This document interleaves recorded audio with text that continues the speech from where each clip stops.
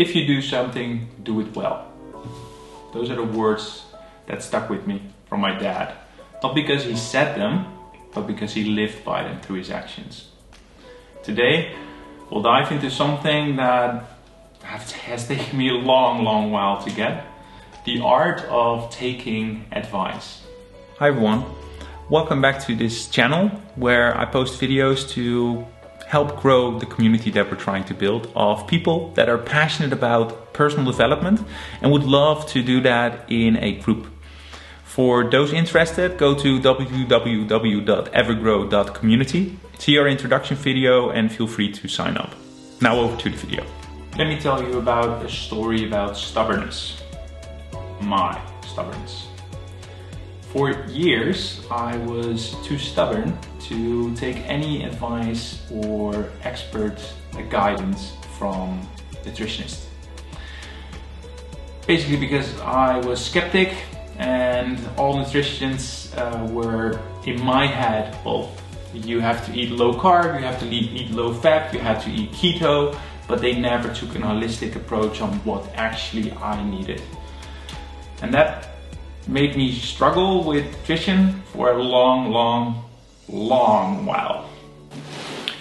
This stubborn was a blessing and a curse because it helped me deeply understand what worked for my body. Protein, for instance, is something that really works for my body.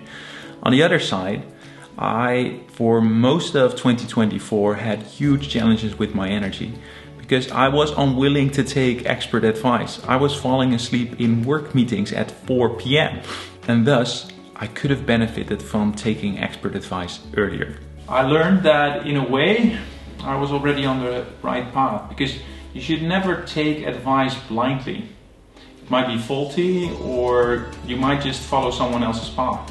Simply, taking advice is not about taking someone else's path. Instead, you have to balance taking advice with the right level of stubbornness, I would say. Because there is real value in advice. Think about it. In a way, advice is actually what makes us thrive as a human species. We are literally able to not have to reinvent the wheel every new generation. Or, for that matter, every time we want to drive to the grocery store. We are able to learn from each other. But advice, again, can be tricky if taken blindly and without consideration. The tricky part is that not all advice is created equally. Here are 3 things that I found are extremely important for anyone wanting to take any advice. First, look and observe what people do, not only what they say. My dad actually never really said the words, if you do something, do it well. But he lived through them. And that's what made it stuck to me. In a way, actions do speak louder than words. So if you're taking advice, listen to the actions and not the words. Or at least not only the words. Secondly, only take advice from people that you would actually like to be like. If even in a small aspect. If you're taking advice from a nutritionist that has advised thousands of people, then wonderful. But if that same nutritionist is highly overweight and you are trying to lose some weight, maybe not so much.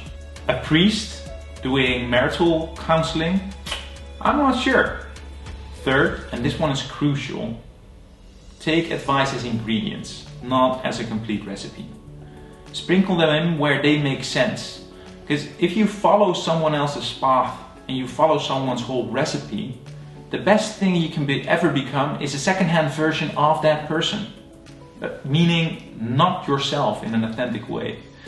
So think about the advice. Feel free to implement it, adjust it, change it, but never take it as a full recipe. In a way, advice can be a new perspective that you hadn't taken yet. Not right, not wrong, just a new perspective that's different from yours and Piecing together all the different perspectives gives you a higher definition picture of reality. A perspective that, for instance, gives you a little bit more view of other angles of this video. Or this is actually a really good example. You probably have an instance of what it actually is, but it's probably more helpful to have a different perspective to create a more complete picture. So when I show you the front, you will probably start arriving that it likely is used for vitamin storage of some sort, in this case for my wife. However, there's yet another perspective, and that's the inside, and in this case it is used by my son to actually play. So, 3 different perspectives, none of them are wrong. There is a circle, there is a vitamin bottle, and it is used to be played with. All creating that high definition picture, just like advice can give you. But Rens, how does science fit into all of this? Well, science has one big difference to advice. Science actually tests itself. So they say something, they test it if it is actually correct. They have a rigorous process to do so. That is highly flawed, but they do have a process to test themselves. And that makes many people say science actually discovers facts, not opinions, not advice. And I would actually prescribe to that. However, still, when you apply the fact, you have to consider that the facts that come from science are about the average, what works for everyone. Or, because the process is flawed, by the flawed design of the research. So it might very well be that taking a certain piece of research that was only tested on men is not going to be effective for women whatsoever. So, just as advice, science has to go through a consideration if it fits and if it works for you. Try it. Sprinkle it in as just another ingredient, and again, don't take it as a recipe. So as you potentially, based on this video, rethink your stance on advice, I'm extremely curious. What is a piece of advice that you live by daily and thus would be comfortable sharing with this community? Put it in the comments. Reach out to me, let me know. If you resonated with my story around my stubbornness and how it helped me to think about advice differently, then you're exactly the kind of person that we're looking for in this community. Go to www.evergrow.community to see our introduction video, and feel free to sign up for the community through the form on that webpage. And for this video, remember, the goal is not to lose all your stubbornness, nor to take all advice. It is, as so many things in life, a balance between the two. To take advice as an ingredient and not as the full recipe.